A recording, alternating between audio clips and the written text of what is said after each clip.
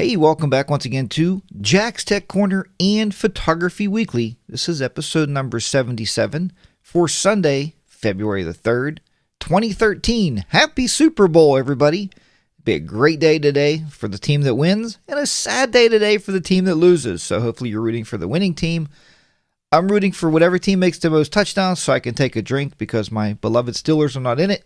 So whoever's in it, I hope they win it. All right, so what's coming up in today's show, folks? What do we have in store for you? Well, we're going to look at the difference. I think it's time that we should be talking about the difference between JPEG and RAW. We tell everybody, shoot in RAW, shoot in RAW. Why? Is it really, really worth the extra card space that you're using and the extra time to convert them and work on the JPEGs? We're going to take a little bit deeper look at that today. Also, histograms. If you want to learn how to get the perfect exposed image, learn to read your histogram. Just looking at the back of your screen is not going to get it, folks. You got to know how to look at the histogram and see what it's telling you to see if you have the proper exposure. So with all that said, let's go ahead and get started this week with episode number 77.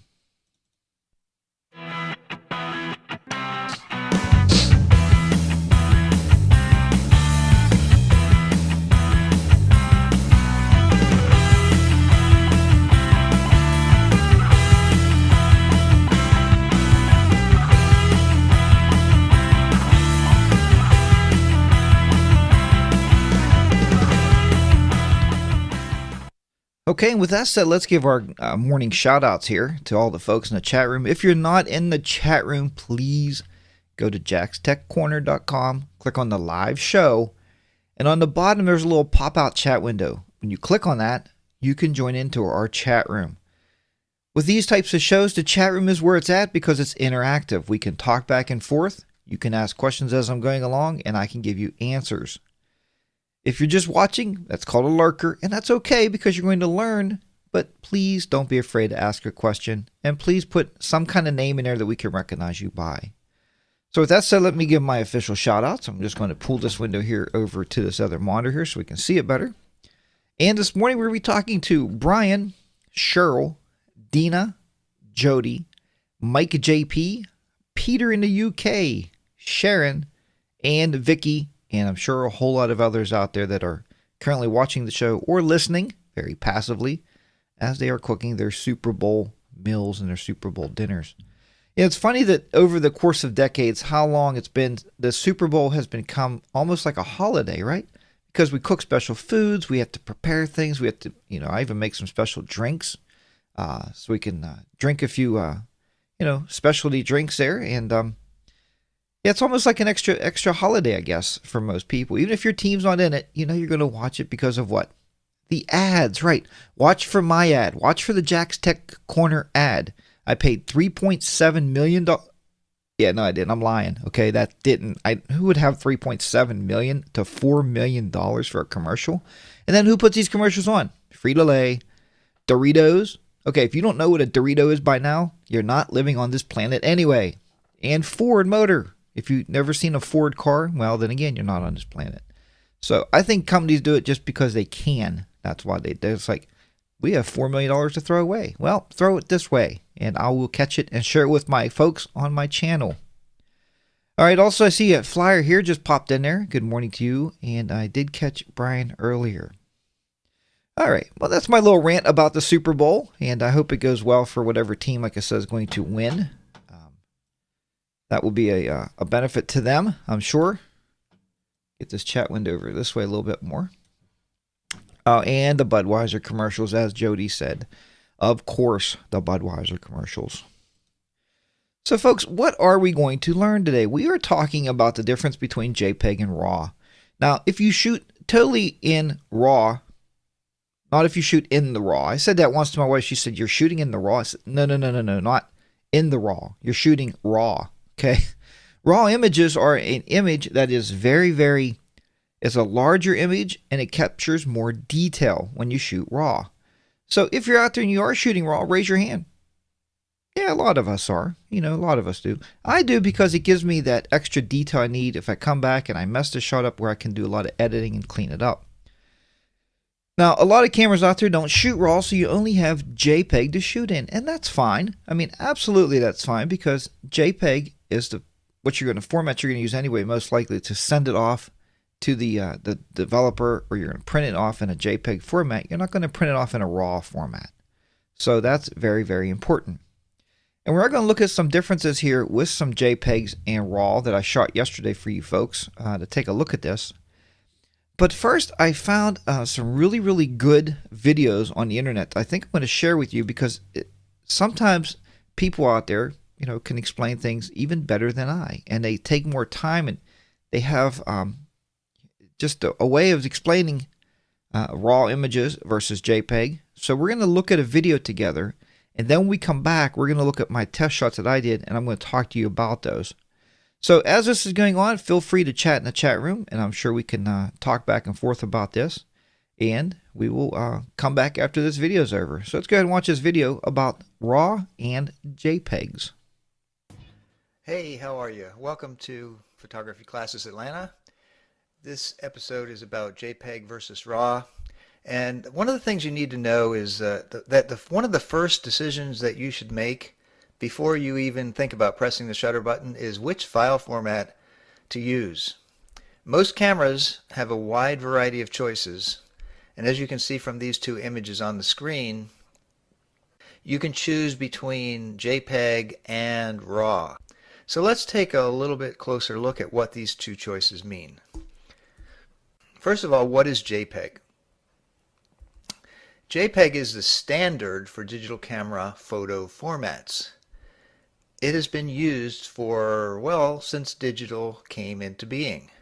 And it actually stands for Joint Photographic Experts Group.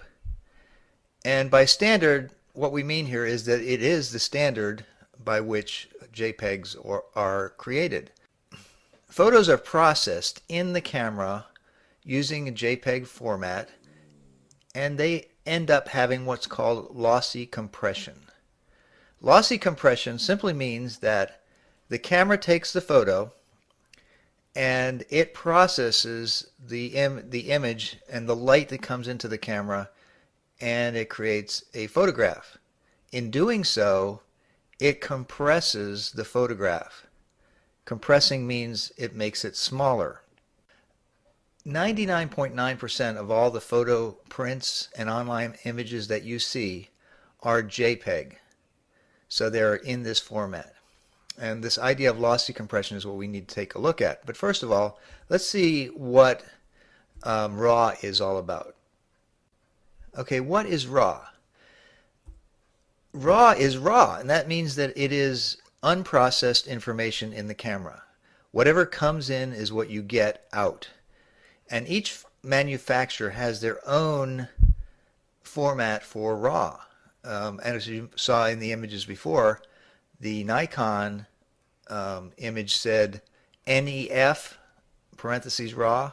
Well, that's the Nikon format for RAW. And then Canon has something called CR2.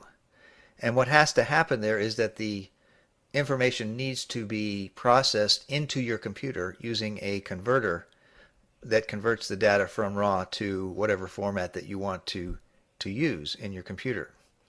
In RAW, no pixels are lost. There is no compression. So when you take a picture, all the information comes from your camera to the computer for post-processing. Now, therein lies part of the problem, in that all photos must be processed outside the camera.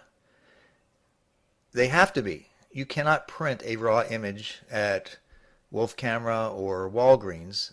Those images have to be processed in some way, and usually that's going to be on your computer.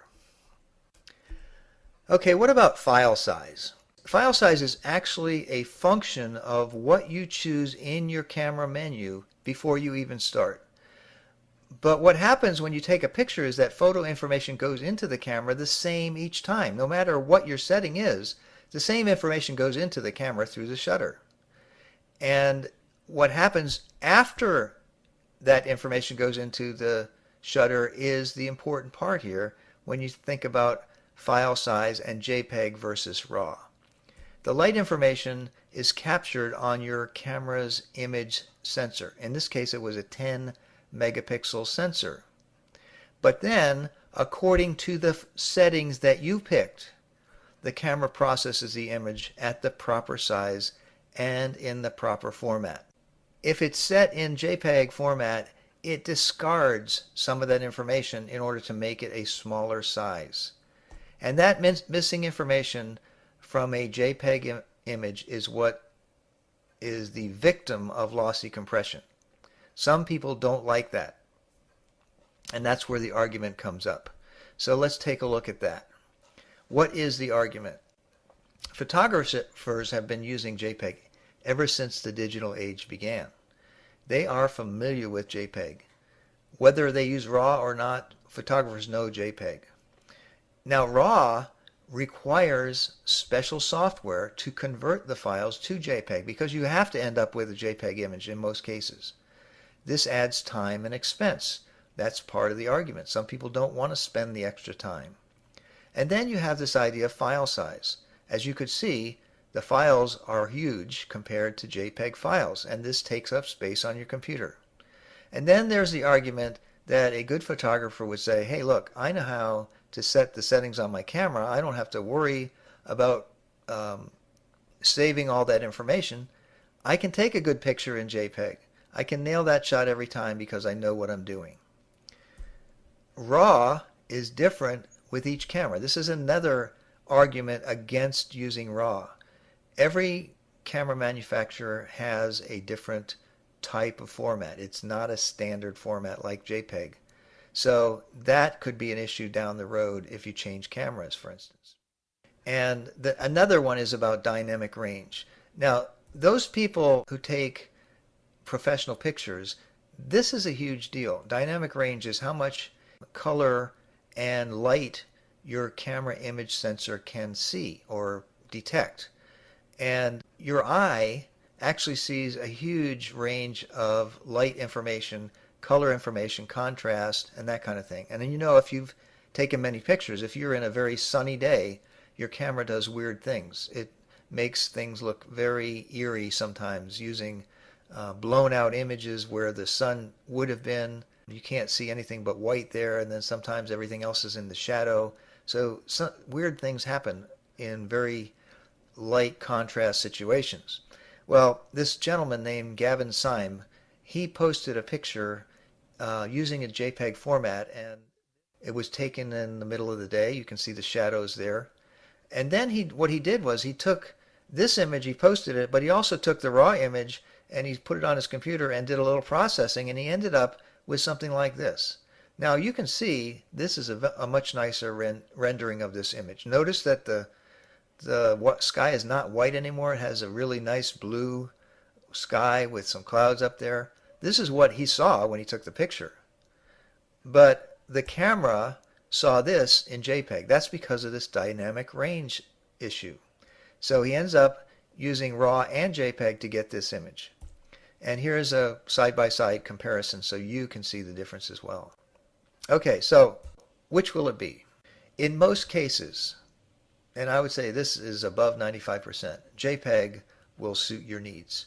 Most of the time you don't need any additional processing. You can use the creative modes on your camera to get some really cool pictures and that kind of thing.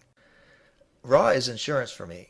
I can use it, and if I mess up the settings, I generally can fix the picture in Photoshop. It is becoming the standard, not for every professional, but for many of us.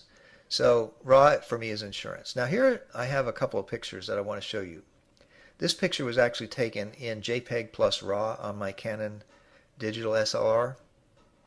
It's a picture of my son and his family.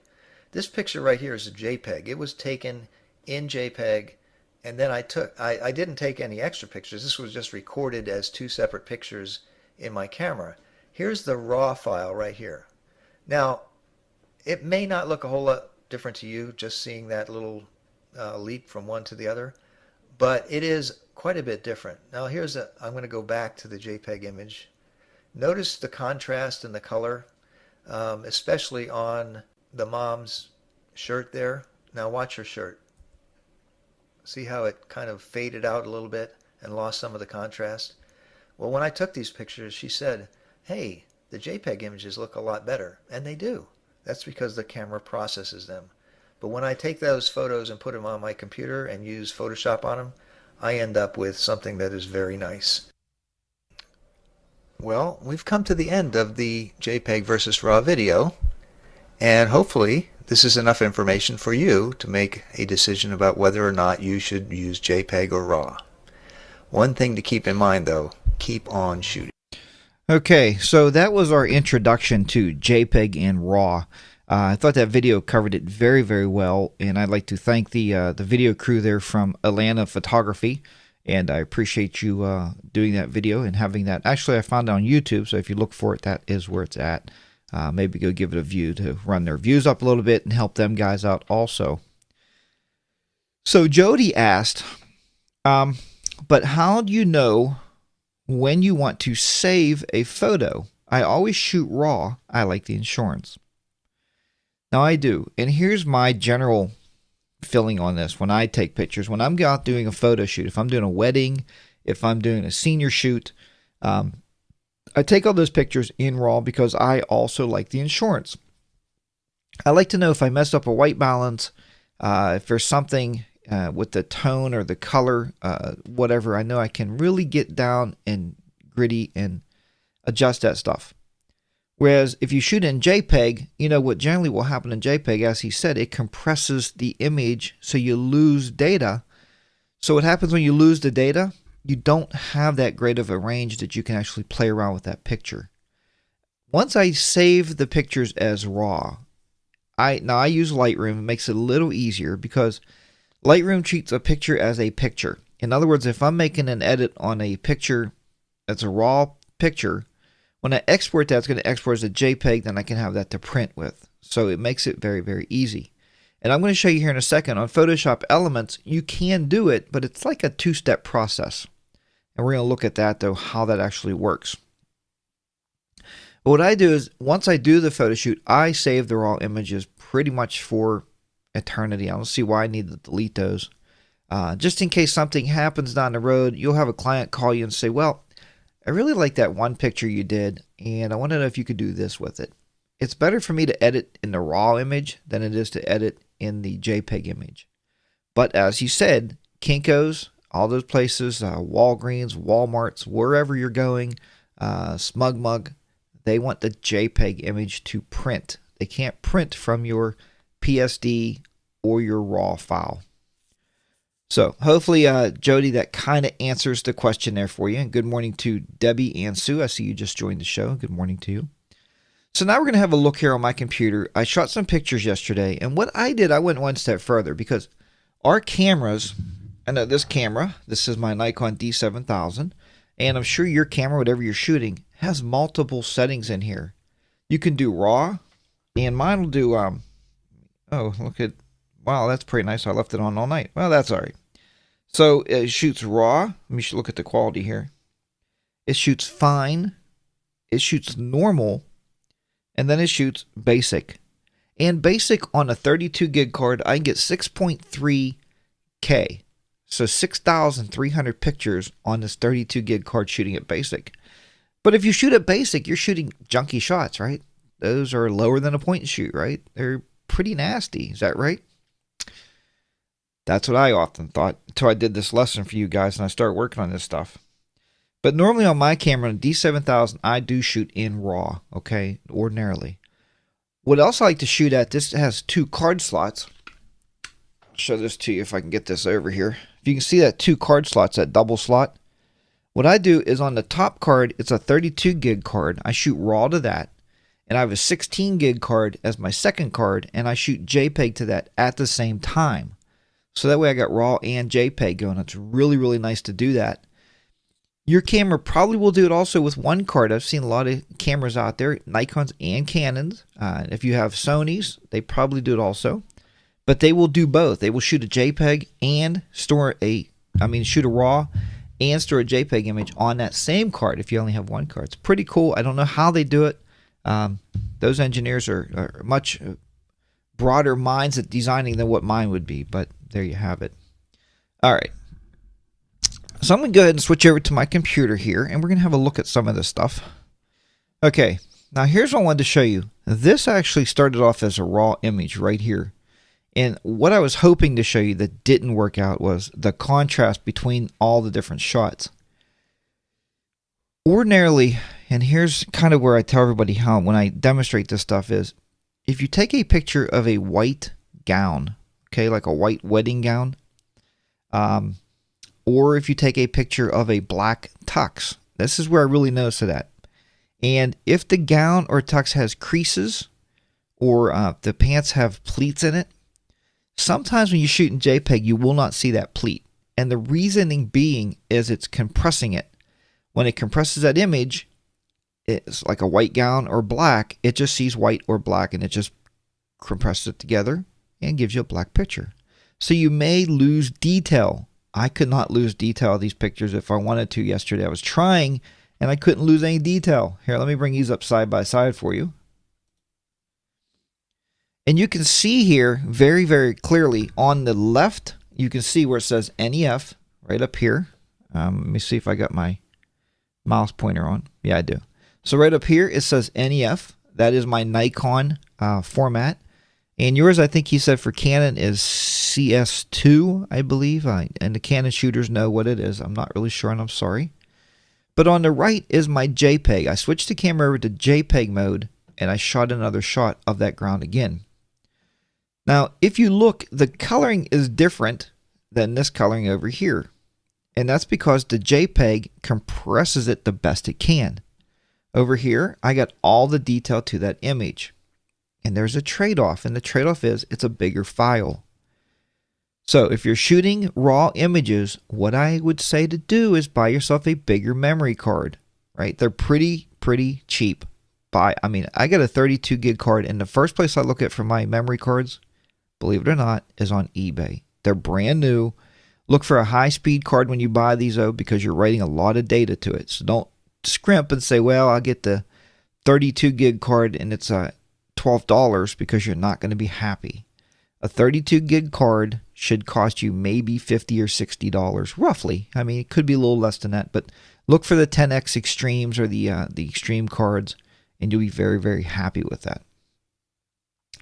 Now, on the right, it is a smaller file size. It is a JPEG picture, and you do lose a little bit of detail in there from this left one. All right. Now I want to show you something interesting that I thought was pretty neat, pretty cool anyway. We're going to go to this one. No, wait, let me go to this picture, which is set at a fine JPEG. And then this picture here is set at a basic JPEG. Now between those two pictures, it was really hard for me to see anything different between those two pictures, to be honest. I would think this is what's going to happen. If you're going to blow this picture up, let's say you're going to blow this up to 11 by 14, you better have shot the fine image. But if you're going to take this picture and you know all your pictures are just going to be for the internet, or they're all going to be 4 by 6s or something like that, then you're fine to shoot the basic if you wish. I mean, you don't have to, but that's just a way to look at it. All right, here's my next demonstration. I took these flowers. Now this is a NEF, so this is a raw image. And then I took this image. Now let me get rid of this one. I took this image, which is the JPEG image. And you can see how the JPEG image took that snow, and it actually, the white balance was set on auto, and it took that snow and it took it and it made it as white as possible, because like he said, it's bringing out the contrast. Remember that. The contrast. So it sees white, it populates more white. That's just the way it works. Here's the raw image, and the raw image, it got all the detail, but it also loses some of that brightness, right? Because it didn't compress and say, hey, here's white, let's make it all white. This may even be a better image. You may even think, hey, I don't have to process that image. You have to process this image. So here's the next thing that you can do with raw images that you may or may not know. Get rid of this one. And let's go to our developer module here.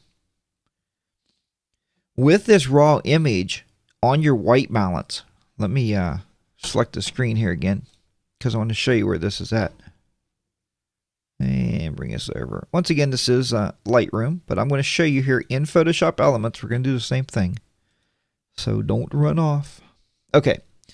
So here we can actually go to our white balance and we can select whatever white balance your camera has to offer right here. I can go daylight, change that whole entire picture scene. You can see the snow already came back out more. Oh, I didn't want to do that. Let's go back on there. Hit the wrong button. That's all right. That happens. You can try all these different ones because you shot it in RAW. So you can change anything on that white balance and say, hey, let's see what it does look like. Cloudy. That takes us back to about what it was. Daylight. And that brings the snow back up. You can also raise your exposure, but you can do all this with the JPEG image. So see, you see a couple changes there, and we made it basically what the JPEG image looks like. Now let's look at the JPEG image. Here is the problem with JPEGs. Guess what? Here's this. You had your white balance set wrong. You're like, well, I need to fix that. You have auto and custom. That's it. Auto and custom. Because it's compressed and it doesn't allow you to change that. All the details in there from the raw image, so it does make sense. We're going to start talking about histogram and how to get a better image or better exposure just by knowing how to read your histogram. It's very, very important. All right, I'll see you back here in about 3 minutes. I'd like to thank you once again for watching Photography Weekly each and every week. And I wanted to say a special thank you and a little short commercial break here for our sponsors of this show. First and foremost, let me send out my special invitation to you there to come over to jackstechcorner.com. I have a brand new Elements 10 Volume 1 DVD, and it's going for $20. And if you pull this pull-down menu down, you'll see a lot of other options in there for you also. Or if you'd rather, instead of learning on a DVD, and if you have high-speed internet, you may want to sign up for one of my online classes. The online classes are there for you, and they are on Lightroom 4 for all. It's a very easy way to learn Lightroom 4. And there is a Elements 10 class, actually the one on DVD, that will be coming out as a online class, so you will have actually that option also. Next, let me thank our friends over at SmugMug. SmugMug is where I do all my professional printing at, and I wish that you would sign up also. If you go to my website jackstechcorner.com, on the left hand side there's links. If you click on that link and enter the special code, you'll get a 20% discount. And that's huge because the pro version is $150. So if you take 20% for that, you're going to be good to go. You save a ton of money and start making money right away. Or you can use them for all your personal printing needs for whatever type of photography printing you want to do. Next, if you do any green screen photography, then check out Ken's site, greenscreenwizard.com. Once again, go to my website, jackstechcorner.com, click on the link on the left, and that way Ken will know that you're coming from Jack's Tech Corner.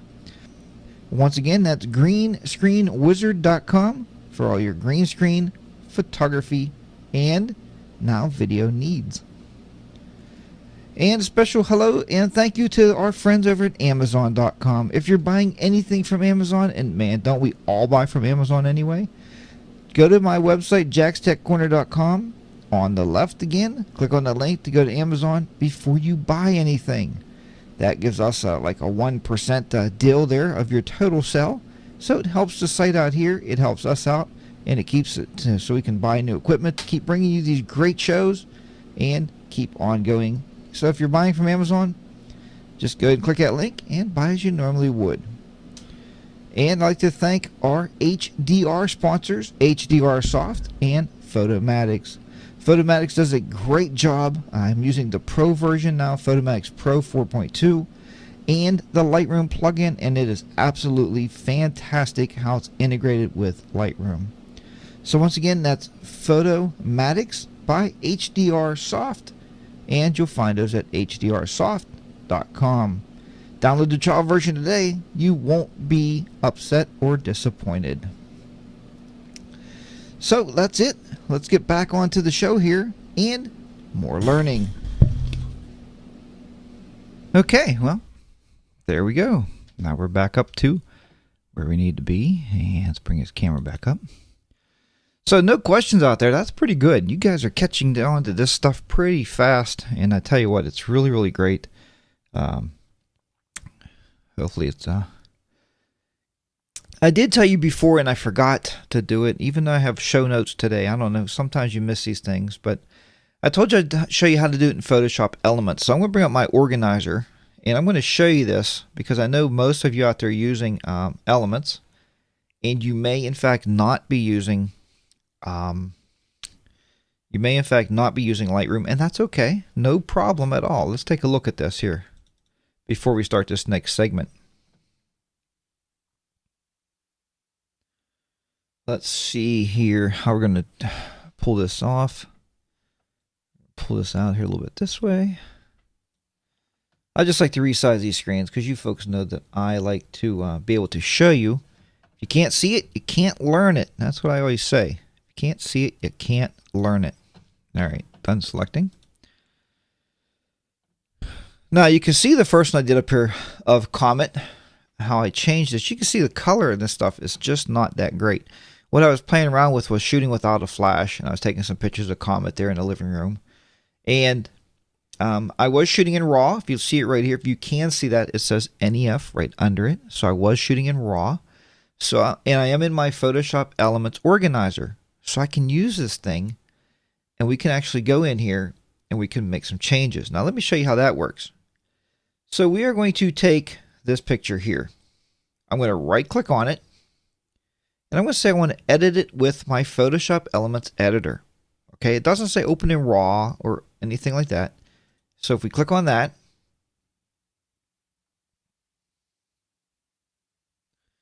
we're going to open this up.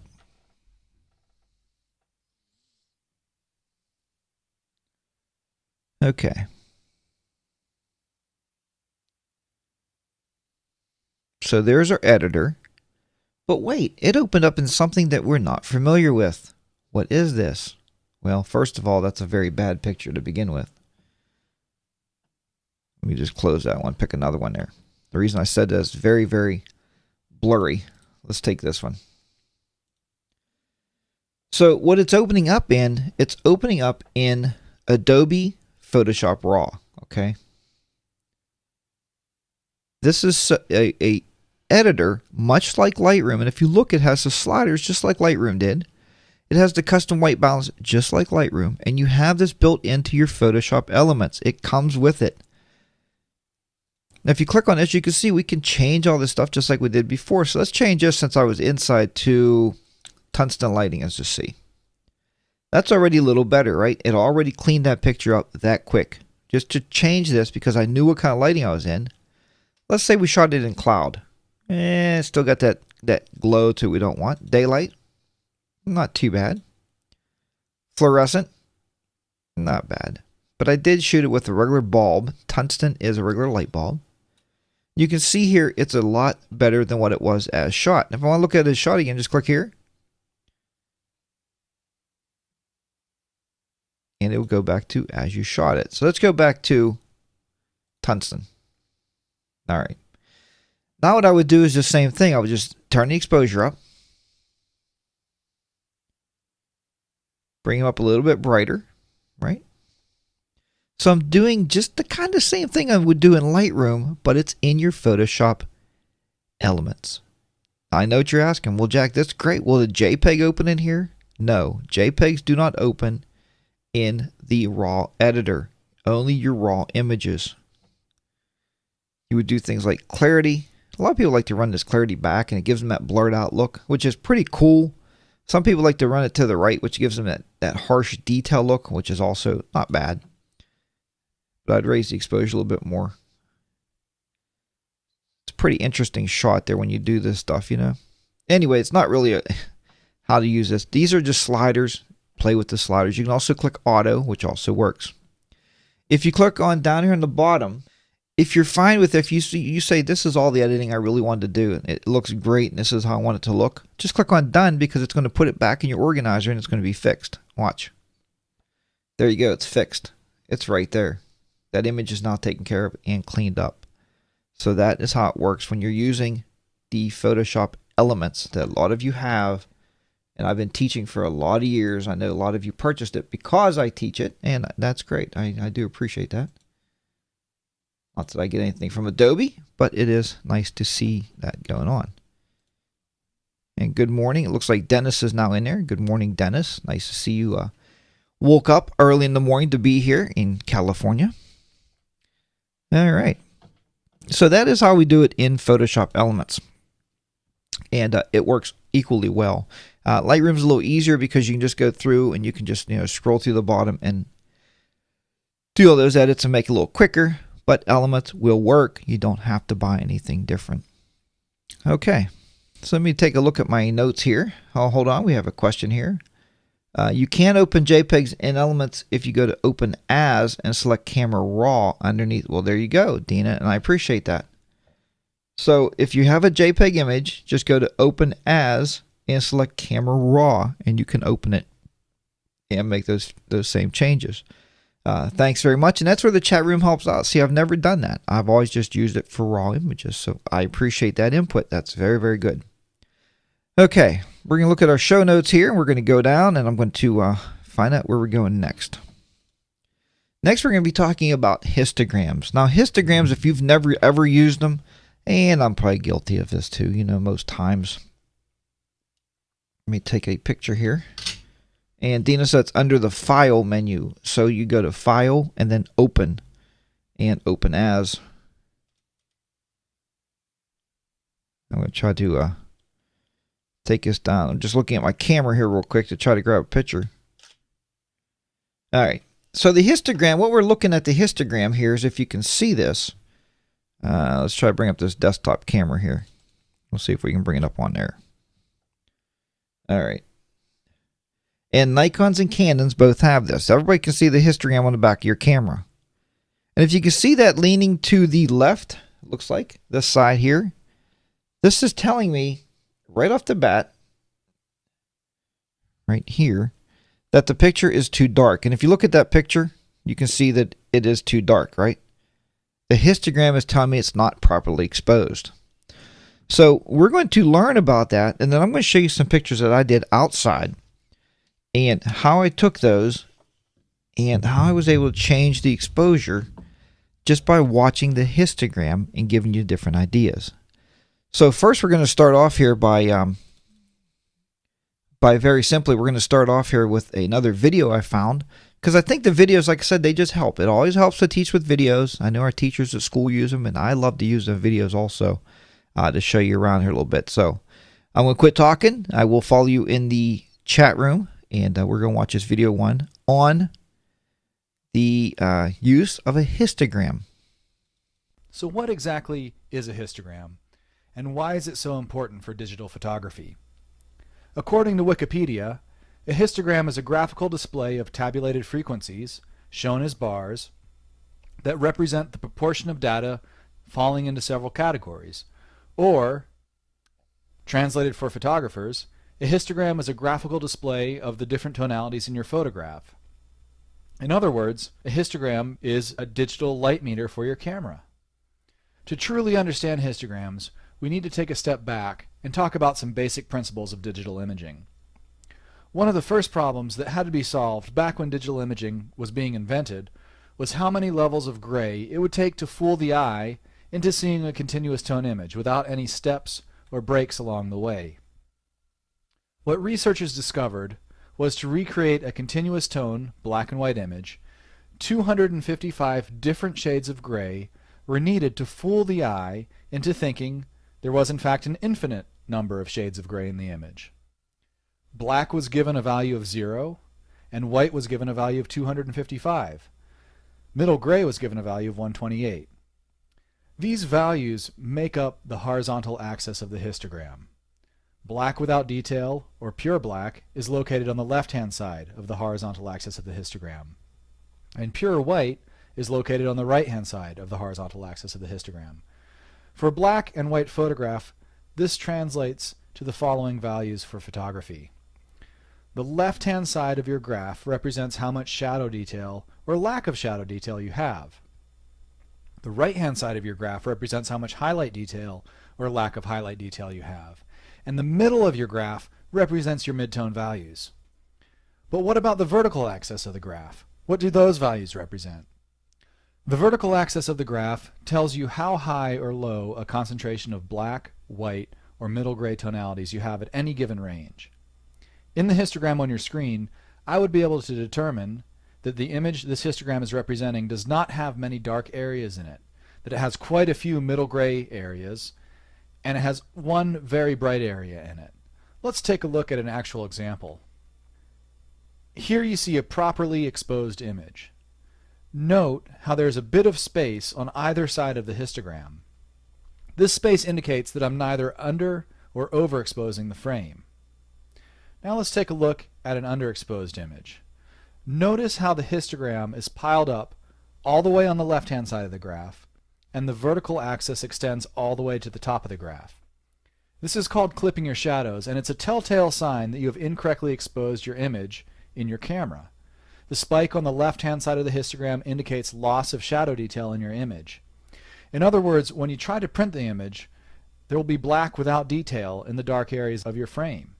I've drawn a red arrow to show you the exact area of the image that would print black without detail and how that relates to the histogram on the right.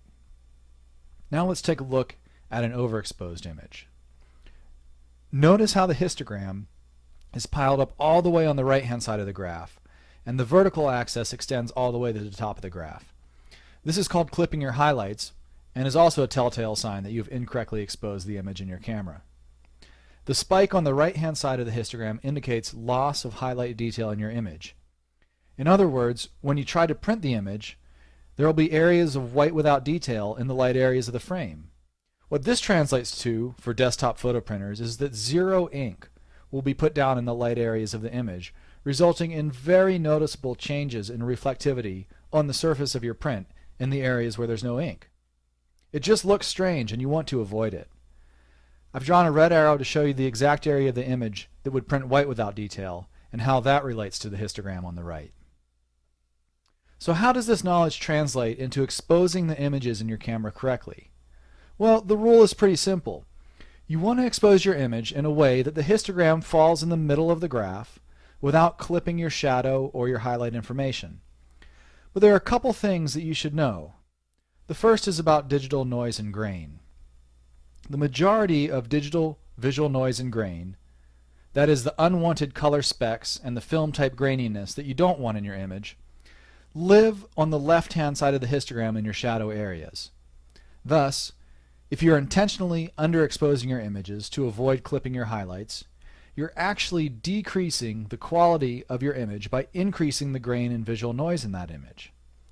A little known fact about digital cameras is that over 2/3 of the image data your camera is capable of capturing is located in this portion of the histogram. So it logically follows that you want to expose your images to get as much data here as you can without clipping your highlights. Now there are many different ways to adjust your exposure to accomplish this, and to talk about them is really beyond the range of this lesson. However, I will briefly touch on one of the simplest ways to adjust your exposure to get your histogram to fall within the box without clipping your shadows or your highlights. This method works on most cameras in the following 3 modes: program, aperture priority, and shutter priority. Let's say you take a picture and the histogram looks like this. Now, according to the rules, you haven't clipped your shadows or your highlights. But the problem with the above histogram is that the majority of your image data is falling in the area most likely to have visual noise and grain. Thus, if you needed to brighten the image up after the fact in Photoshop, you would essentially be enhancing or bringing out the visual noise and grain in the image. What you want to do is expose in your camera to bring the histogram from something like you see to something like this. Again, we're playing within the rules. Neither of the endpoints of the histogram are clipping, but in this second exposure, all of the shadow grain and visual noise will be much less apparent because the image was exposed properly in camera, maximizing image quality. If you're shooting in program, aperture priority, or shutter priority modes in your camera, a very easy way to make this shift in exposure is with the EV button. The EV button is located on different parts of different cameras, but almost always looks the same no matter what brand of camera you're shooting. It has a button with a little plus and minus sign on it. The way you would use this button to affect the histogram is fairly straightforward.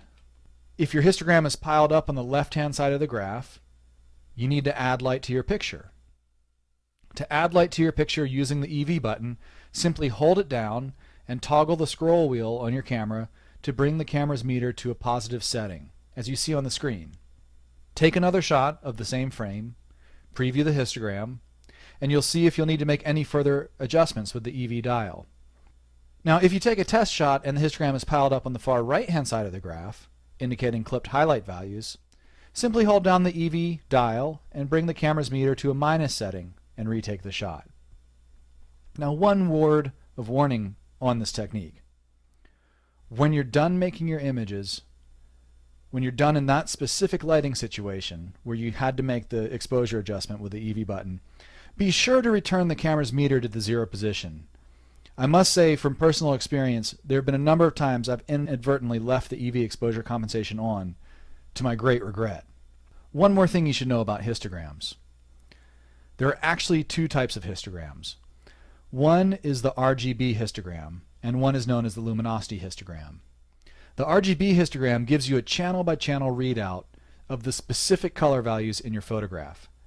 It's an advanced way of reading your image's exposure. The luminosity histogram is essentially an average of the RGB histogram's values, as you see in this illustration. The gray area of the RGB histogram on top represents the average or luminosity histogram that you see on the bottom. Now, if you're new to histograms, I would recommend beginning by setting your camera to the luminosity or average histogram mode. So why would you want to eventually consider setting your camera to the RGB histogram mode? Well, in one word, control. When the camera is set to the RGB histogram mode, you have a much better idea if a single channel is going to get clipped. If a channel gets clipped, that usually translates into an image with an overly saturated set of colors in that specific channel. In the above example, you can see that my blue channel is getting very close to clipping in the highlight area compared to the luminosity histogram to the left of it. If I were to have my camera set only to the luminosity histogram mode, I would have missed how close my camera was to clipping that blue channel. What's most important is to be aware of what type of histogram your camera uses, so that you'll understand precisely what the data is saying. Okay, very good. Well, we want to thank Software Cinema for that video to help us along a little bit to understand a histogram and what it is. So I hope now that you're going to use your histogram even more. Now, I do have a second video on histogram that we are going to watch also. I think it's a shorter video. Let's see here, Dina. This is one of the best explanations for exposing to the right. Thank you. Okay. So this is one of the best explanation for exposing to the right. Correct. If you're exposing to the right, it's lighter, right? If you're exposing to the left, it's going to be darker. So the overall general best exposure I found is to have the histogram more middle, in the center. Then you're not going to be light or dark. And remember, you can use that EV mode to actually bring it up and down. And I'm going to show you another way that I took my test shots yesterday to even do it even a quicker way to change the overall exposure. Okay, so there we go. So you got even more of an insight there this morning of histograms and how they work and how they're used. And, you know, they're one of the necessary evils. I mean, you have the built-in light meter in the camera, and that's going to give you a pretty good indication of your exposure. But you can always double check by looking at the histogram now because you know how to read it. I think that's very important. What I'm going to take you through now is a series of pictures that I took yesterday. And I'm going to show you how I took from one end of the spectrum to the other end of the spectrum using only my shutter speed. So let's have a look at these pictures. All right, let's bring this up here.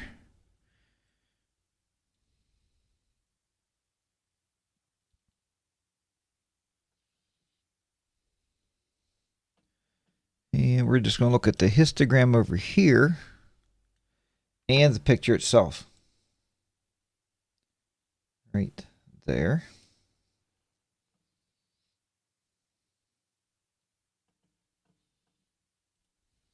All right, now just going to look here real quick on the chat room to see where we're at.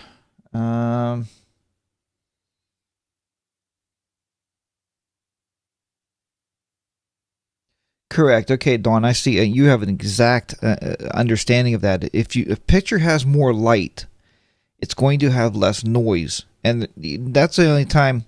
Think of it this way, folks. When you're shooting indoors and we start running the ISO setting up, right? We start going to higher and higher and higher ISO. What happens? We start getting more and more noise introduced into our picture, and the reason that is because it's a darker area. So you're pushing that histogram to the right.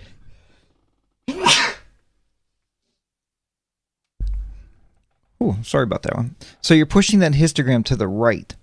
So, I mean to the left. So you're right. The darker it is, the more noise you're going to generate. And the lighter it is, the less noise. That makes perfect sense. Let's see. Sharon, have a good day. You got to take off there. We understand that. Dina says, I agree with Dawn, and if it don't blow out the highlights, you can bring the detail back in Lightroom or Photoshop, and that is correct. Thank you, Andy, for the... And sorry about sneezing there, but that does happen.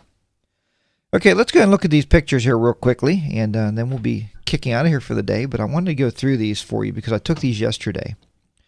What I wanted to do here was, naturally, you can see this is a very overexposed shot on here. We're seeing here, I shot this picture at a 1/25th of a second shutter speed, which let a massive amount of light in. And I looked at my histogram. This is my histogram I received over here on the right here, is where it's all pushed over to that light side. So it's all pushed over to the right. So as I went through, I went here, and now you can see my histogram is actually getting better. I shot this at 1/100th of a second, so I'm just changing my shutter speed. And folks, we learned a long time ago that shutter speed controls ambient light. So all I'm doing is using my shutter speed. You can see here now where the histogram is more in the middle. It's more midline to everything. But we still have the spike over here up that they talked about in the videos on the right. So it's still going to be overexposed on some points. It's clipping somewhere. Here's 1/200th of a second. And you can see I have a good piece of my histogram here in the middle. It's starting to push to the left. But we can see on the right-hand side here, we still have that big clipping on the right-hand side. So it's still picking up. And this is a tough scene because it's white. A lot of white in there from the snow. Now you're going to see here with this one. This was shot at 1/400th of a second. And when I looked through my built-in light meter in the camera, and I'm looking through the viewfinder, it was dead zero. So I knew I had a good exposure here. And by looking at the histogram, you can see I also have a good exposure. It is coming a little bit on the dark side, because it's more on this side here, but it is not clipping on the right or the left. And you know, with the little exposure setting here, you could just bring that picture right up, and now you can see you have it pretty much even on both sides, and you have a really nice shot. Here I shot it at 1/800th of a second, and you can see now where I'm starting to push all those blacks over to the left. I'm starting to make that picture really, really dark. Again, it's the exact same time of the day. Nothing's changing. But the shutter speed is changing my overall exposure. Here's another one shot at 1/2000th of a second. I was just playing around thinking I'm going to make it as dramatic as possible. That's what I was telling the wife there, Mrs. Jack, or Mary. I was telling her yesterday when I was showing these to her, I said I was just pushing it to the extreme. Then we'll go here to 1/4000th of a second, and you can see how dark that made it, and it pushed everything over. And now we have no real detail there on the right hand side. We have everything pushed to the left. And again, you can be in here, and you are right, these are raw images, so we can do all kind of stuff. We can pull that out, and we can actually pull that back out, and we can make that image look decent again, and we can use that. So that just shows also that RAW is very, very forgiving. You can shoot a picture and you'll be like, well, I really screwed that picture up. But when you come back, you can really pull some detail out because the detail is there. Andy Taylor saying HDR shots, and you can do HDR, right? You can do this by using the HDR on your camera and doing bracketing shooting. We've done that in the past. And Donald said absolutely. Okay, well, there you have it. So, folks, there it is. That's everything. Every way I can show you today how to use this stuff and how important it is. Raw images as opposed to the raw images as opposed to JPEG. You know, shooting that is going to be a personal choice of yours. I do recommend if your camera does both, allow it to do both. And I think that's very, very important to be able to shoot both sides of that. And remember the histogram and start looking at the histogram. For years, I never even looked at it. It's like I didn't even really go to that part of my menus to see it. But look at the histogram. It's going to give you a really, really good indication of what's going on. So I'm going to go through it, but I'm going to go back to these shout outs here one more time just to make sure we caught everybody here in the show this morning. I do appreciate everybody coming by. Last week, like I said, we had some client issues I had to deal with last week, so we took care of that. But we are here, and I'm glad everybody comes back each week for these shows. And one other thing, if you have any ideas for the shows, drop me an email. You can send it to jackstechcorner@gmail.com. Say, Jack, I'd like to learn about this. I don't understand it. Can you maybe put on a future show? And I'm sure we can do that. So once again, thanks to Andy Taylor, Brian, Cheryl, Debbie, Dennis, Donald, Flyer here, Jody, June, Mike, JP, Peter in the UK, Unidentified, 23646, and Vicky, and everybody else out there who is watching the show but did not care to come chat with us this morning.